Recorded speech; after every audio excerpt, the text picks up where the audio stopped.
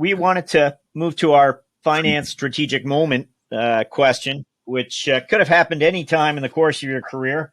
We're just looking for one moment of insight that you experienced as a finance executive, led you to pursue an opportunity, avoid a risk.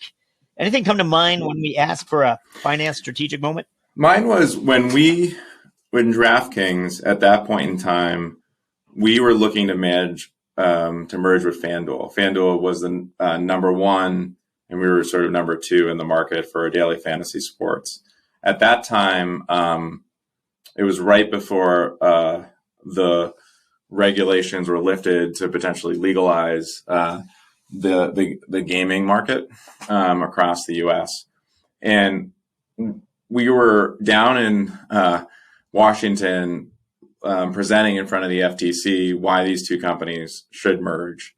And at the time, Jason Robbins, CEO, we were presenting, and after that presentation, we just got this sense that it may not go through, given the level of questioning and what was going on. Now, we were very niche market, very small players, but we just got this sense that it might not happen. And both of us were merging because we were running out of cash. We were trying to be a stronger company because there was a much bigger market and competitive landscape to go deal with. And it felt like the best thing to do for both companies as well as investors, and particularly for the consumer. And so that aha moment was him and I left, we went and raised very quickly on some of the momentum we had operationally, as well as the rumors that legalized gambling may happen in the U.S. in a very short time frame. FanDuel did not.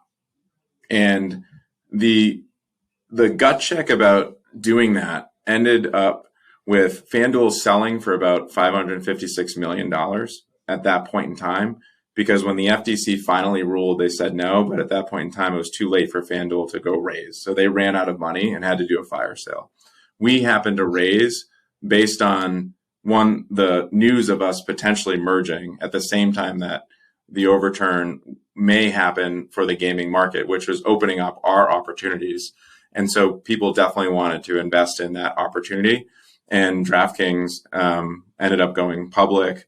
We had to raise again, but ended up becoming a very strong pure play company that, depending on their market cap, is anywhere usually from like 10 billion to even, I think, upward during the COVID height of the market was 25 or $30 billion. So just that decision alone, to be able to understand what was going on in the capital markets, what was happening with the business, what was happening with a potential pending M&A, and making a quick judgment call to make sure that you are always in a strong state to run your business. That moment turned into DraftKings being what it is today, and what FanDuel is doing quite well under its umbrella.